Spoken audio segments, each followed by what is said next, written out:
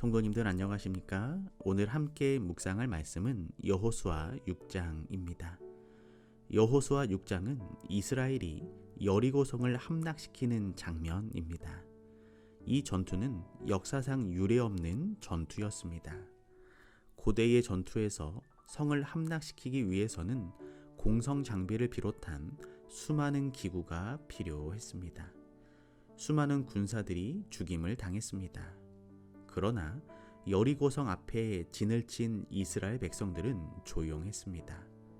선두에는 무장한 군사들이 행진하며 제사장들과 언약궤를 보호하였고, 그 뒤에 양각 나팔을 가진 7명의 제사장이 서고 그 다음 언약궤를 맨 제사장들이 따랐습니다. 다음에는 백성들의 대표들이 행렬을 이루었습니다. 일곱째 날 성을 7번 돌고 제사장들의 우렁찬 나팔 소리가 울릴 때 여리고성은 힘없이 무너졌습니다. 그러나 라합과 그 집에 숨은 자들은 다 구원을 받았습니다. 여호수아 6장 1절입니다. 이스라엘 자손들로 인하여 여리고는 굳게 닫혔고 출입하는 자 없더라. 가나안 땅에서 가장 크고 견고한 성 중의 하나인 여리고성은 길갈에 있는 이스라엘 진영에서 매우 가까운 곳에 있었습니다. 여리고는 비옥한 평원 변경에 자리 잡고 있어서 열대 지방에 각종 생산물이 풍부했고, 사치와 죄악의 소굴인 궁전과 신전이 있고, 그 뒤에는 육중한 성벽이 둘러있는 난공불락의 성이었습니다. 여리고는 우상 숭배의 본거지 중 하나인데 특히 달의 여신 아스다롯을 섬기는 곳이었습니다. 이곳은 가나안 사람들의 종교 중에 가장 비열하고 죄가 만연한 중심지였습니다. 이스라엘 백성들이 여리고를 7일 동안 돌고 있을 때 여리고는 회개할 기회를 가졌습니다. 그러나 그들은 오히려 문을 굳게 닫고 출입을 금했습니다. 하나님께서는 어느 민족에게나 회개할 시간과 기회를 주십니다. 은혜를 주시는 것입니다. 오늘 성령 하나님께서 우리 마음을 자유롭게 출입하실 수 있도록 우리의 마음 문을 활짝 여는 하루 되시기를 소망합니다. 여호수아 6장 2절입니다. 여호와께서 여호수아에게 이르시되, 보라, 내가 여리고와 그 왕과 용사들을 내 손에 붙였으니. 하나님의 약속은 언제나 예언적 완료 시제입니다. 아직 성취되지 않았지만 이미 이루어진 것과 마찬가지인 것입니다. 아무것도 보이지 않지만 우리는 약속된 결과를 미리 바라보며 즐거워할 수 있습니다. 그것이 바로 믿음입니다. 이러한 믿음은 그리스도인의 특권입니다. 오늘 이러한 믿음의 특권을 가지고 하루를 사시기를 소망합니다. 여호수아 6장 6절입니다. 눈의 아들 여호수아가 제사장들을 불러서 그들에게 이르되, 너희는 언약궤를 메고 7 제사장은 7 양각 나팔을 잡고 여호와의 궤 앞에서 행하라 하고. 이스라엘 백성들이 여리고성을 도는 모습은 역사상 유례를 찾아볼 수 없는 전투 대형이었습니다. 맨 앞에 무장한 자들이 전진했지만 그들은 전투를 위한 군인이 아니라 언약궤를 보호하기 위한 역할이었습니다. 그 뒤를 나팔을 가진 7 제사장들이 따랐습니다. 그 다음에는 제사장들이 법궤를 메고 행진하였습니다. 그리고 또 마지막에는 각 지파에서 선발된 백성들이 지파의 군기를 앞세우고 행진하였습니다. 그러나 이 대형의 중심은 바로 법궤였습니다. 백성들은 법궤를 따라가기만 하면 되었습니다. 이스라엘이 내세울 것은 하나님이 그들과 함께 하신다는 것과 그들이 하나님의 법에 순종한다는 것밖에 없었습니다. 전쟁은 하나님께서 하시는 일이었기 때문입니다. 그들은 단지 순종하기만 하면 되었습니다. 오늘 우리 그리스도인의 모습이 순종하는 삶이 되기를 소망합니다. 여호수아 6장 10절입니다.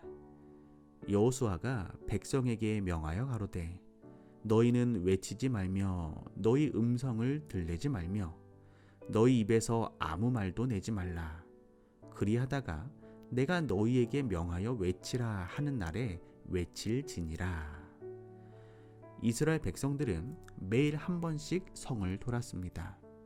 엄숙하고 소리 없는 행진은 여리고의 성벽에서 그것을 지켜보는 사람들의 간담을 서늘케 했습니다. 하나님께서 홍해를 갈라 길을 내시고 그 바다를 건너 기적적으로 광야를 건너온 백성들이 지금 그들의 성을 포위하고 있었습니다. 그들은 며칠 전 언덕까지 넘쳐 흐르는 요단강을 기적적으로 건너온 사람들이었습니다. 침묵의 행진은 그들을 공포에 몰아넣었습니다. 그러나 그 기간은 또한 그들에게 회개할 기회를 주는 은혜의 기간이기도 했습니다. 성벽을 도는 일주일 기간은 여리고 사람을 위한 것이기도 하였지만 더 크게는 이스라엘 백성들을 위한 것이기도 했습니다. 하나님께서는 성벽을 무너뜨리기까지 이 엄숙한 의식을 7일 이상 계속해야 한다고 명령하였습니다. 수장에 뿔로 만든 나팔을 불면서 날마다 성벽 주위를 행진하는 것은 이스라엘 백성들에게 얼마나 우스꽝스럽게 보였을까요? 그러나 이 모든 일은 이스라엘 백성들에게 신앙심을 개발시킬 기회를 주시고자 하는 하나님의 계획이었습니다. 그들의 힘은 인간의 지혜나 능력에 있는 것이 아니요 오직 하나님께 있다는 것을 마음속에 감명시키려 하심이었습니다. 백성들은 이 전쟁이 자신들이 아닌 여호와의 전쟁임을 충분히 이해할 필요가 있었습니다. 믿음이란 하나님의 계획을 단순하게 받아들이고 그분의 경륜에 전적으로 협력하는 것입니다. 오늘날에도 우리가 위대한 일들을 성취시킬 수 있는 비결은 인간의 지혜나 능력이 아니라 오직 믿음임을 기억하는 하루 되시기를 소망합니다. 여호수아 6장 25절입니다. 여호수아가 기생 라합과 그 아비의 가족과 그에게 속한 모든 것을 살렸으므로. 라합과 그 가족은 개종자가 받아야 할 정결 의식을 준비하기 위하여 얼마 동안 짐 밖에 있었습니다. 나중에 그녀는 유다 방백 살몬의 아내가 되어 다윗의 조상인 보아스를 낳았고 우리 구주의 조상 가운데 한 사람이 되었습니다. 우리 교회 성경 주석은 다음과 같이 기록하고 있습니다. 얼마나 복스러운 특권이 믿음으로 하나님의 백성과 연합한 사람들을 기다리고 있는가. 예수 그리스도의 복음이 가장 보잘것없는 혈통이나 환경도 받아들인다는 사실을 아는 것은 얼마나 놀라운 일인가. 피부색이나 인종, 빈부 귀천을 막론하고 영접하는 자, 곧 그 이름을 믿는 자는 누구든지 하나님의 자녀가 되는 영광스러운 특권에 동참할 수 있다. 오늘 우리를 그분의 자녀 삼아주신 하나님의 놀라운 은혜에 우리가 감사하는 하루 되시기를 소망합니다. 오늘은 안성수 집사님 가정을 위하여 기도합니다. 사랑의 하나님, 안성수 집사님의 인생길에 하나님의 법궤가 중심이 되게 하여 주시고 늘 믿음으로 승리하는 삶을 살아가실 수 있도록 축복하여 주시옵소서. 김규나 아내린 가족들의 삶이 하나님의 약속을 바라보는 삶이 되게 하여 주시고 언제나 하나님과 호흡하는 귀한 가정 되게 하여 주시옵소서.